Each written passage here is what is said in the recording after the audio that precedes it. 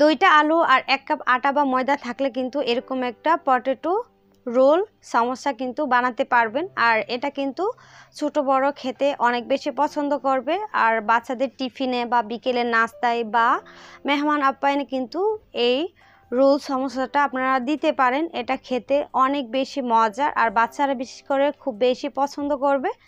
এটা কিন্তু ঘরে থাকা সাধারণ উপকরণ দিয়ে কিন্তু বানানো যাবে। চলুন তাহলে দেখি। রোল সমোসা বানানোর জন্য আমি এখানে কিন্তু 2টা আলু নিয়েছি আর 2টা আলুকে আমি সিদ্ধ করে নিয়েছি। নেওয়ার পর আমি একটা গ্রেটারের সাহায্যে গ্রেট করে নিয়েছি। অনেক বেশি মিহি হয়, এই জন্যই গ্রেটারের সাহায্যে গ্রেট করে নেওয়া। আপনারা চাইলে হাত দিয়ে করতে পারেন এই কাজটা। আমি কিন্তু একেবারে মিহি করে গ্রেট করে নিয়েছি আর এই কাজটা একটু মিহি করেই করতে হবে। এখানে দিয়ে দিচ্ছে হচ্ছে 2টা বড় বড় সাইজের পেঁয়াজ আর 5-6টার মতো কাঁচামরিচ।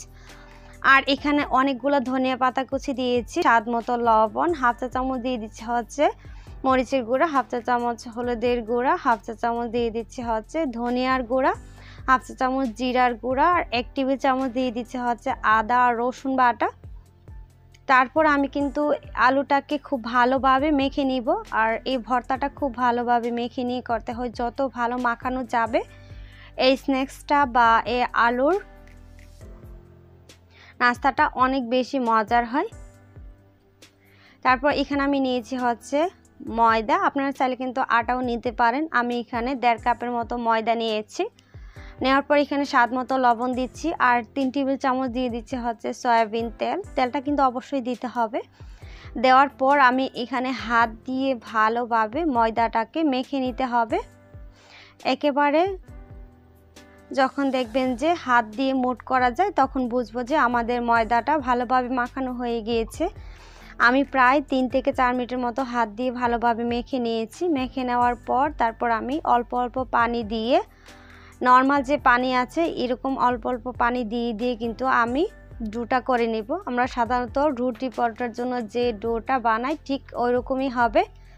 এই যে দেখেন ডোটা বানানো হয়ে গিয়েছে। এটাকে আমি 10 মিনিটের জন্য রেখে দিব,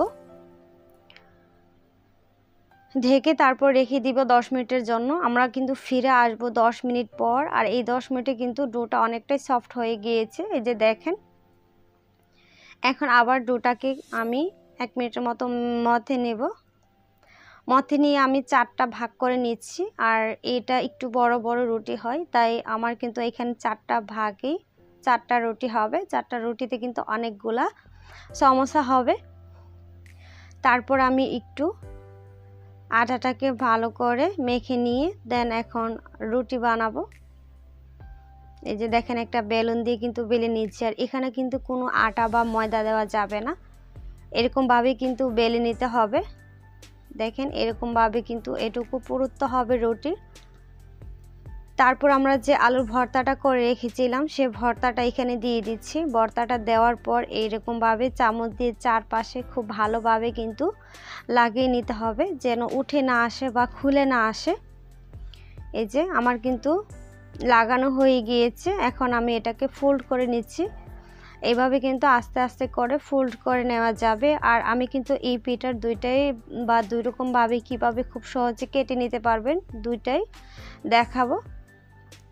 প্রথমটা হচ্ছে এটা, এই যে এইভাবে একটু ভালোভাবে কিন্তু সিল করে নিতে হবে যেন এটা হচ্ছে ভেঙে না যায় বা হচ্ছে পরে ছুটে না যায়।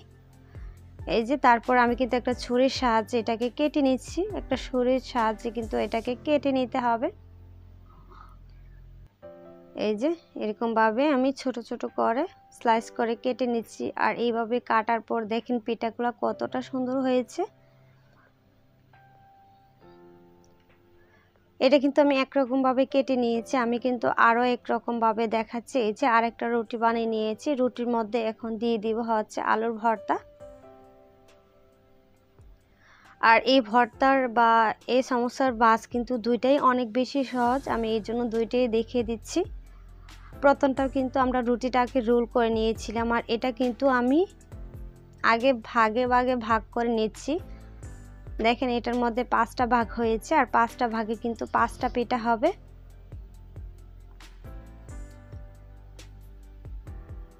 এই যে এরকম করে কিন্তু আমি ভাজে ভাজে ভাজ করে নেব। আর এভাবে ফোল্ড করতে কিন্তু খুবই মজা লাগে, অনেক বেশি ভালো লাগে। এই যে দেখেন খুব সুন্দরভাবে কিন্তু হয়ে যায়, এটা ঘুরিয়ে ঘুরিয়ে করলে কিন্তু হয়ে যাবে। অনেক বেশি সহজ এবং অনেক বেশি সুন্দর হয় এই সমোসাগুলা। এভাবে করে করে কিন্তু আমি সবগুলো সমোসা বানিয়ে নিব।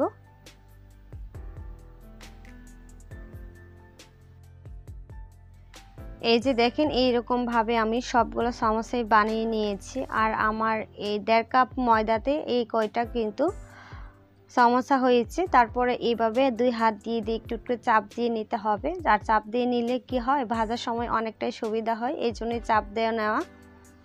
তারপর চুলায় একটা প্যান বসিয়ে এখানে আমি তেলটা গরম করে নিয়েছি। আর একেবারে অল্প গরমে কিন্তু এটা দিতে হবে। যদি হাই হিটে তেলটা গরম করে দেন তাহলে দেখবেন পিঠাগুলো একেবারে পুড়ে লাল হয়ে যাবে, খেতে কিন্তু একেবারে তিতো হয়ে যাবে। তাই চুলার আঁচটা মিডিয়ামের চেয়ে নিচে রেখে কিন্তু এই সমোসাগুলো ভাজতে হবে। যেহেতু আমরা আলুতে ভরপুর সমোসা বানিয়েছি, তাই এখানে কিন্তু অবশ্যই জালটা একেবারে মিডিয়ামের চেয়ে নিচে রেখে তারপর কিন্তু এটাকে ভাজতে হবে।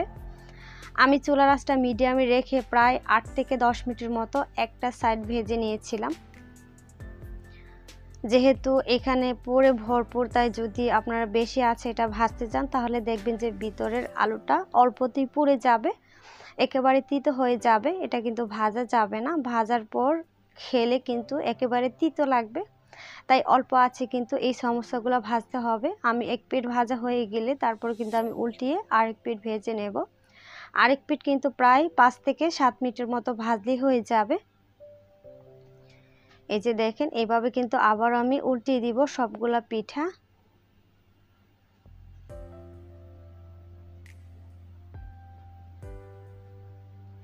এই যে এরকম ভাবে কিন্তু উল্টিয়ে পাল্টে কিন্তু পিঠা বা সমোসাগুলোকে খুব ভালোভাবে ভেজে নিতে হবে। আমি কিন্তু 2-3 বারের মতো করে করে এই সমোসাগুলোকে উল্টিয়ে পাল্টে ভেজে নিয়েছিলাম। আর একটু টাইম নিয়ে ভাজলেই দেখবেন পিঠাগুলো খেতে অনেক বেশি মজার হয় বা সমোসাগুলো খেতে অনেক বেশি মজার হয়। এই যে দেখেন সমোসাগুলো কিন্তু ভাজা হয়ে গিয়েছে। আর আমার কিন্তু সমোসার কালার অনেক বেশি সুন্দর রয়েছে, দেখতেই পাচ্ছেন। আর এর কারণ হচ্ছে চুলার আঁচটা মিডিয়ামের চেয়ে নিচে রেখে কিন্তু আমি সমোসাগুলো ভেজেছিলাম। দেখেন সমোসা কিন্তু ভাজা হয়ে গিয়েছে, প্রত্যেকটা সাইড কত সুন্দরভাবে হয়েছে আর একেবারে ক্রিস্পি কিন্তু সমোসাগুলো হয়েছে। যেহেতু আলুতে ভরপুর এই সমোসা, তাই কিন্তু খেতে অনেক বেশি মজার হয়। এখন আমি সমোসাগুলোকে উঠিয়ে নিচ্ছি, উঠিয়ে সার্ভ করে দেখাচ্ছি। এই যে দেখেন সমোসাগুলো কতটা সুন্দর হয়েছে। আর এই সমোসাগুলো দেখতে যতটা সুন্দর, খেতে কিন্তু আরও বেশি মজার। বিশেষ করে সন্ধ্যায় যদি এটা বানান, বাচ্চারা কিন্তু কাড়াকাড়ি করে খেয়ে নেবে। বিশেষ করে বাচ্চারা অনেক বেশি পছন্দ করবে এটা। আর এটা বাচ্চারা সবাই অনেক বেশি পছন্দ করবেন। এই রেসিপি ভালো লাগে চ্যানেলটাকে সাবস্ক্রাইব করে রাখবেন। সবাই ভালো থাকবেন, সুস্থ থাকবেন। আল্লাহ হাফেজ।